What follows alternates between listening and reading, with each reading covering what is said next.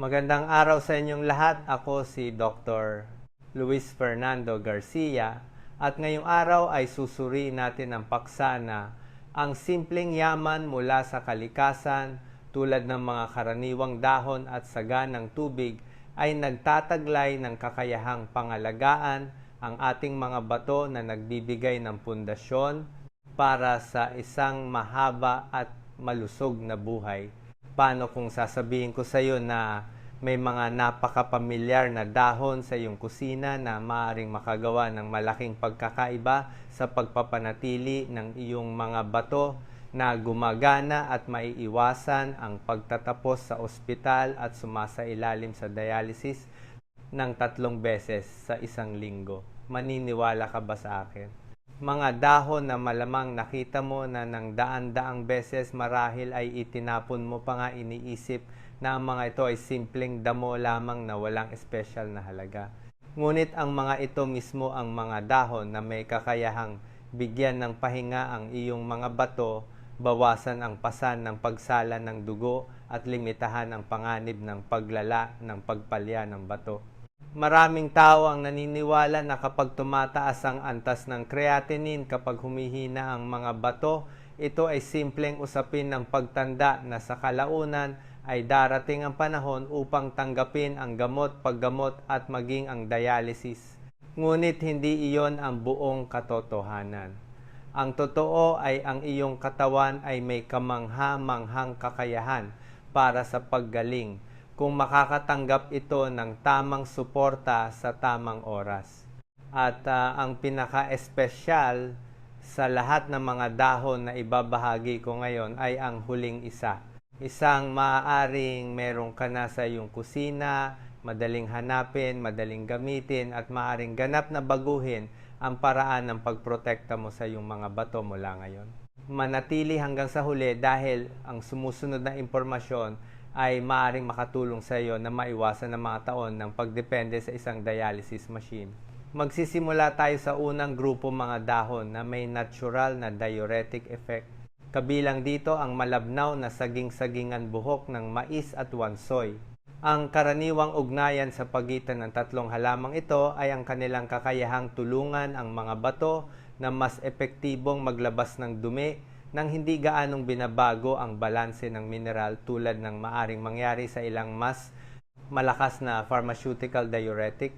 Ang malabnaw na saging-sagingan ang maliit na halaman na madalas tumubo sa tabi ng mga kalsada at itinuturing ng maraming tao na simpleng damo ay ginamit ng daan-daang taon sa tradisyonal na medisina ng iba't ibang kultura. Ang mga natural na compound na naroroon sa saging-sagingan ay maaaring mag-ambag sa bahagyang pagtaas ng glomerular filtration rate. Sa simpleng salita, para itong nagbubukas ng maliliit na karagdagang channel sa loob ng isang sistema ng tubig na nagpapahintulot sa daloy na mas madaling umikot nang hindi pinapabigat ang pangunahing struktura. Ang banayad na suportang ito ay partikular na kapakipakinabang para sa mga matatanda na ang mga bato ay hindi na nagsasala ng kasing epektibo tulad nung sila ay bata pa. Ang buhok ng mais ang manipis dilaw na hibla na karaniwan nating tinatanggal at itinatapon kapag bumabalat ng mais ay naglalaman ng flavonoids at saponins. Ang mga compound na ito ng halaman ay maaring dahan-dahang pasiglahin ang paggawa ng ihi. Ang layunin ay hindi pilitin ang mga bato na magtrabaho ng lampas sa kanilang kakayahan, kundi upang itaguyod ang banayad na pagdumi na tumutulong sa katawan na maglabas ng labis na likido at bawasan ang pakiramdam ng bigat sa mga binti, na alam ng maraming matatanda. Ang ligaw na wansoy ay nag-aalok ng karagdagang benepisyo na madalas hindi napapansin. Ang ilan sa mga compound nito ay may natural na antibacterial properties. Ang mga substance na ito ay makakatulong na limitahan ang pagkapit ng bakterya sa mga dingding ng urinary tract. Mahalaga ito dahil ang isang hindi kontroladong impeksyon sa urinary tract ay maaaring umakyat sa mga bato at sa paglipas ng panahon magdulot ng pinsala sa bato. Narito ang isang maliit na punto ng pagmumuni-muni na natuklasan ng maraming tao nang huli na. Sa karamihan ng mga kaso, ang pinsala sa bato ay hindi nagsisimula ng biglaan. Nagsisimula ito sa maliliit, paulit-ulit na problema tulad ng mga impeksyon sa urinary tract, dehydration, o mabagal na pagdami ng metabolic waste. Kaya naman ang maliliit na pang-araw-araw na gawi ay maaring gumawa ng malaking pagkakaiba sa paglipas ng mga taon. Ang paggamit ng mga halaman na to ay medyo simple. Maaari kang kumuha ng isang maliit na dakot ng bawat isa, hugasan ng mabuti at pakuluan ng mga ito sa halos 1 litro ng tubig sa loob ng halos 10 minuto. Pagkatapos hayaang lumamig ang pinaghalong salain ng likido upang alisin ang mga halaman at inumin ito sa buong araw tulad ng ordinaryong tubig. Kapag pinagsama ang tatlong halamang ito, ang diuretic effect ay maaring mapahusay salamat sa isang synergistic action. Ibig sabihin, ang kanilang mga epekto ay hindi lamang nagdaragdag, kundi sumusuporta din sa isa't isa na bumubuo ng isang mas balanseng resulta para sa katawan. Gayunpaman, merong isang mahalagang babala na hindi natin dapat balewalain. Kung meron kang mababang presyon ng dugo o umiinom ng gamot sa alta presyon, ipinapayong kumonsulta sa iyong doktor bago regular na uminom ng mga infusions na ito. Ang diuretic effect ay maaring lalo pang magpababa ng presyon ng dugo at magdulot ng pagkahilo o panghihina. At bago natin pag-usapan ang susunod na grupo ng mga dahon, merong isang bagay na mas mahalaga kaysa sa anumang halamang gamot na maaaring makita mo sa kusina o hardin. Bago banggitin ang anumang iba pang dahon, kailangan kong huminto sandali upang ibahagi ang isang bagay na maaaring tila napakasimple ngunit sa katunayan ay isa sa mga pinakamahalagang salik para sa kalusugan ng bato. Kung isa lamang bagay ang pipiliin mo upang protektahan ang iyong mga bato, hindi ito saging-sagingan. Buhok ng mais o anumang espesyal na dahon, ito ay tubig. Maaaring tila napakasimple kahit medyo halata, ngunit nakakagulat ito mismo ang kung saan maraming tao na mahigit sa 60 taong gulang ay hindi nalalaman na nagkakamali sa pagtanda natin ng utak ay sumasailalim sa physiological na pagbabago na nagpapababa ng pakiramdam ng pagkauhaw. Sa madaling salita, kailangan pa rin ng katawan ng tubig, ngunit ang utak ay humihinto sa pagpapadala ng malinaw na signal upang paalalahanan ka. Ang resulta, talamak na dehydration na hindi napapansin sa loob ng maraming taon. Kapag dehydrated ang katawan, nagiging mas puro ang ihi. Ang kulay nito ay nagiging mas madilim, katulad ng sa malakas na tsaa. Sa kontekstong ito, ang mga dumi tulad ng creatinine ay mas mahirap ilabas. Unti-unti ang mga substansiyang ito ay maaaring maipon sa dugo. Isipin sandali na ang mga bato ay isang filter. Kung maliit lamang makapal na daloy ng likido ang umabot sa filter na yon, sa kalaunan ay mas mabilis itong masisira. Ngunit kung sapat ang daloy, malinis at tuloy-tuloy ang filter, ay maaaring magpatuloy na gumana ng mas matagal. O isipin ng isang bagay na pang-araw-araw. Kapag naglalaba ka, mas gusto mo bang gumamit ng maraming malinis na tubig upang mawala ang dumi o subukang labahan ang lahat na may napakaliit na putik na tubig?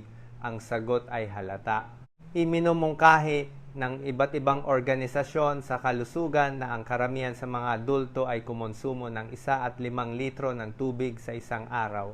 Ang rekomendasyong to ay maaring mag-iba sa mga partikular na sitwasyon, halimbawa sa mga taong may malubhang pagpalya ng puso o kapag inireseta ng doktor ang paghihigpit sa likido.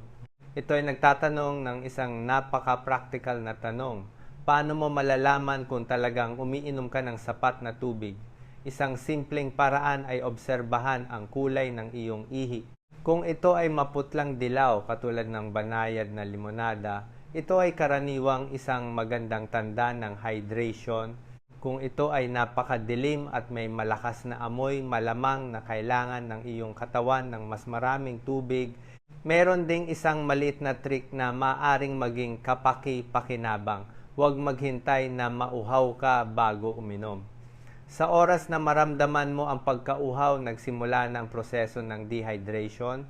Maaari kang maglagay ng bote ng tubig malapit sa kung saan ka gumugugol ng karamihan sa iyong oras sa araw.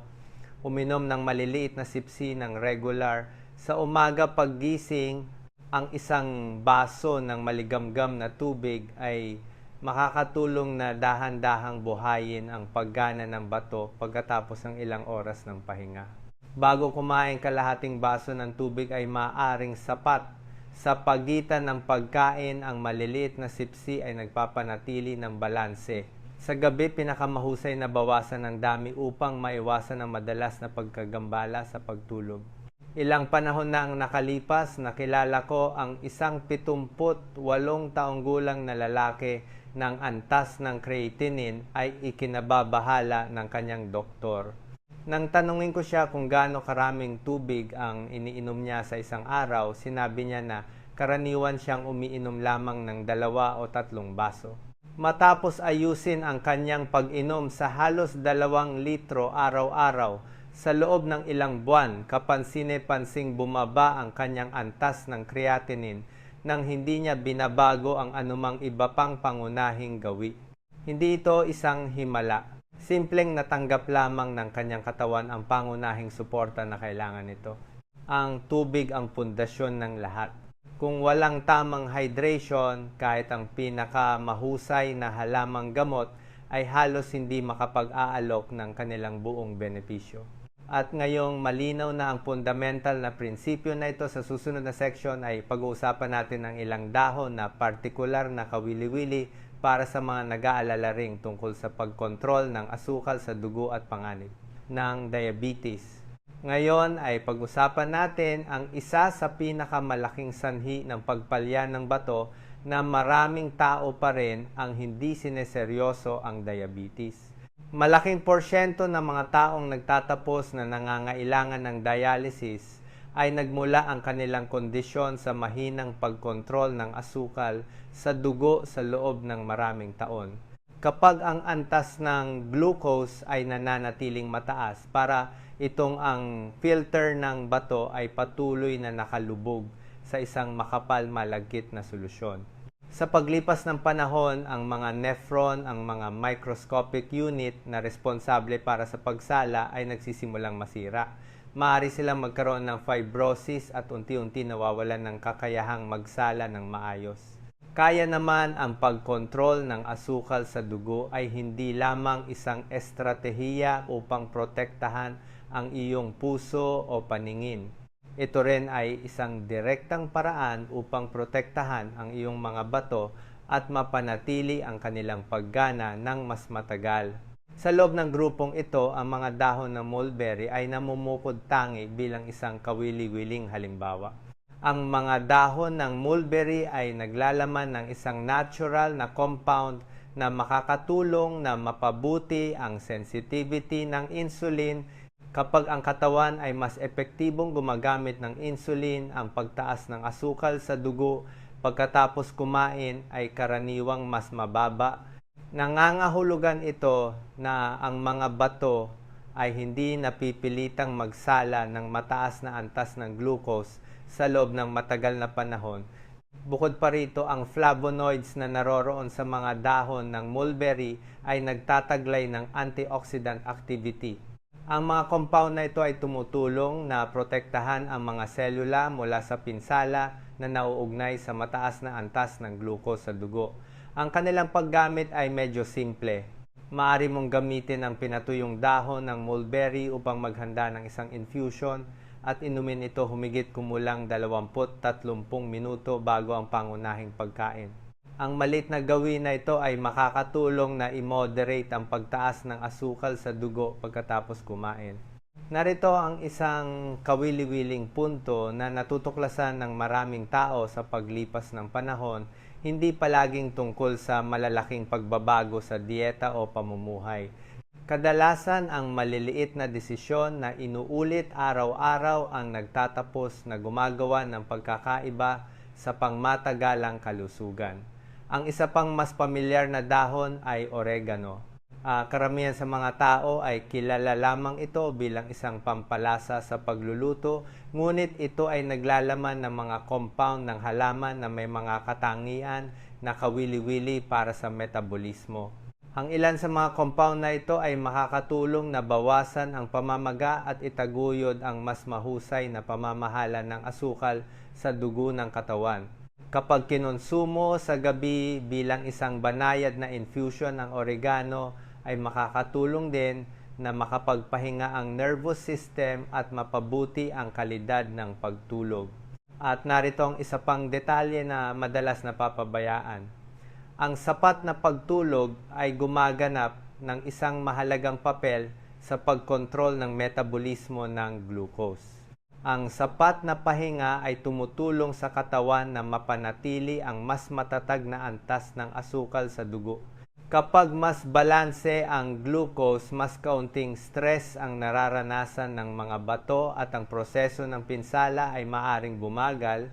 Ngunit bukod sa mataas na asukal sa dugo, may isa pang tahimik na salik na maaring makaaapekto sa mga bato, ang isa na hindi kaagad napapansin ng maraming tao.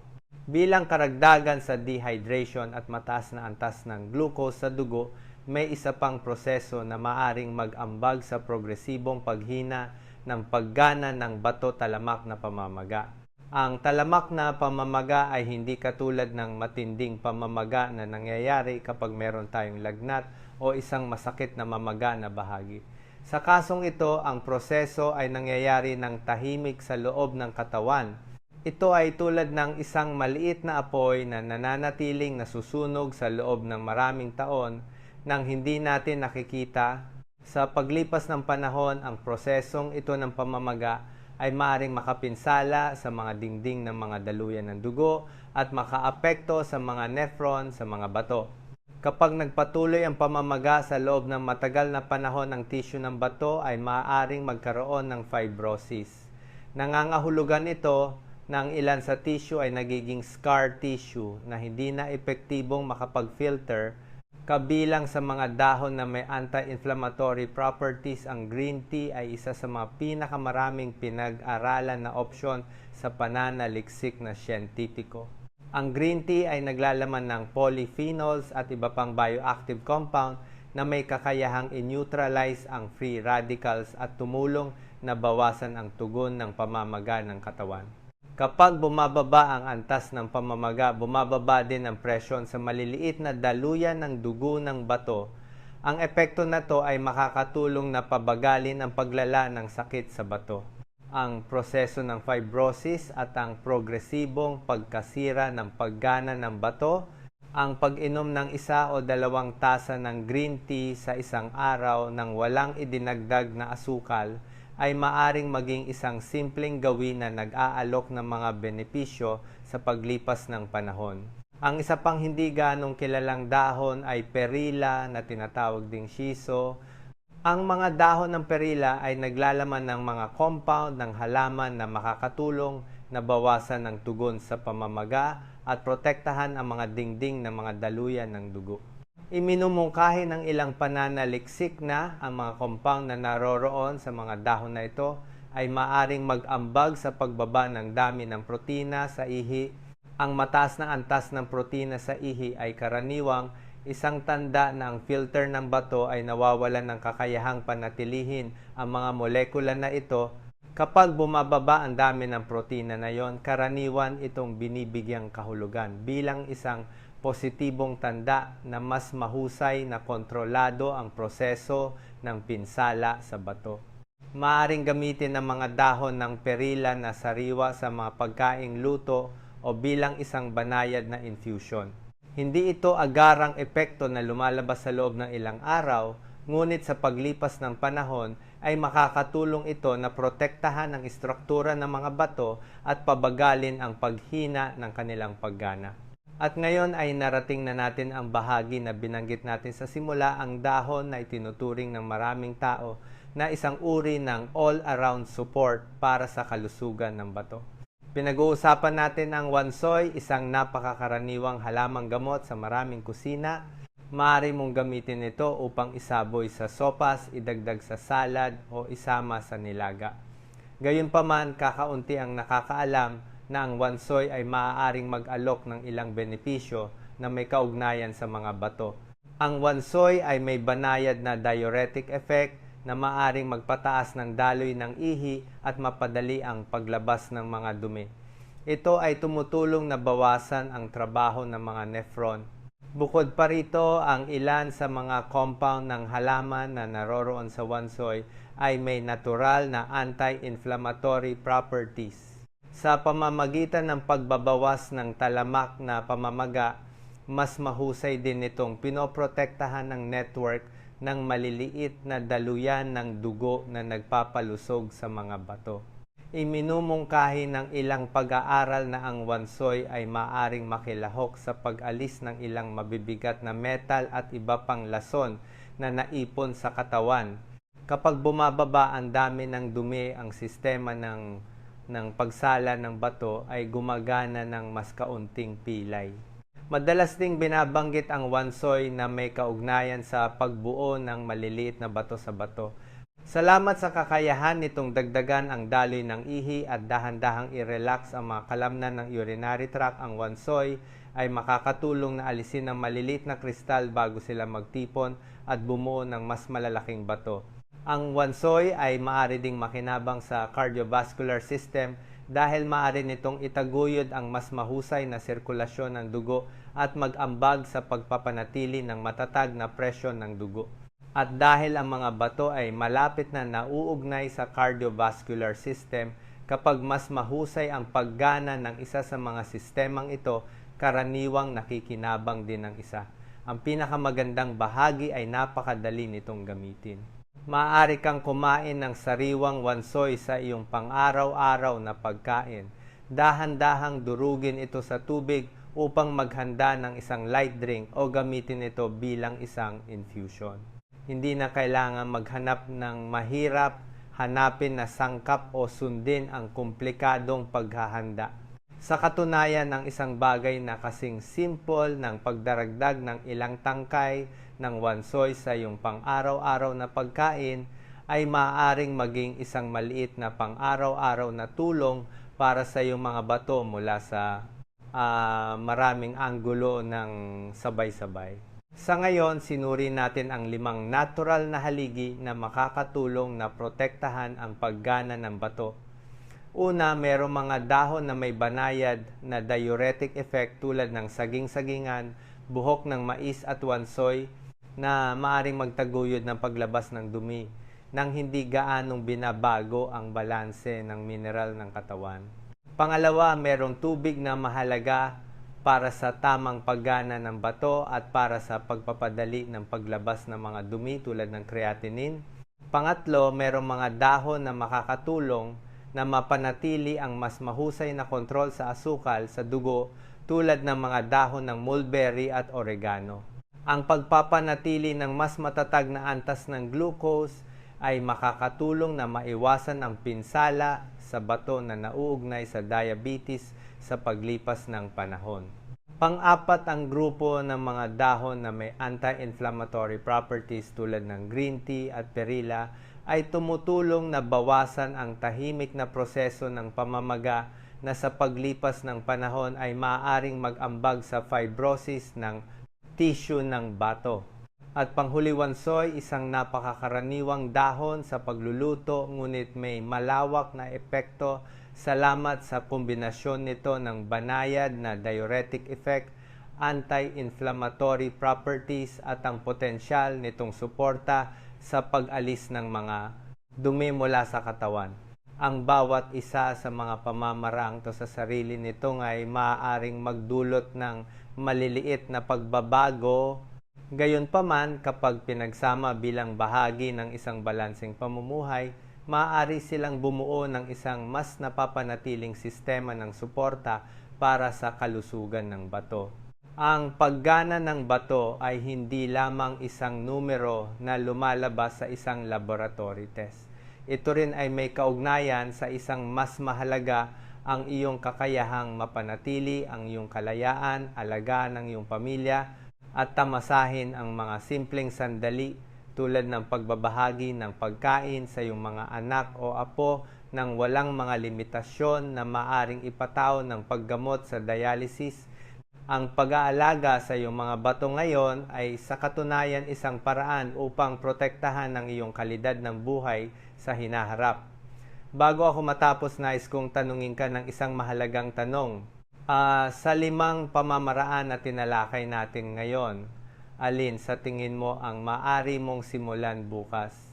Mga dahon na may banayad na diuretic, pag-inom ng sapat na tubig araw-araw, pagpapanatili ng mas mahusay na kontrol sa asukal sa dugo, pagsasama ng mga dahon na may anti-inflammatory properties, o regular na pagdaragdag ng wansoy sa iyong dieta.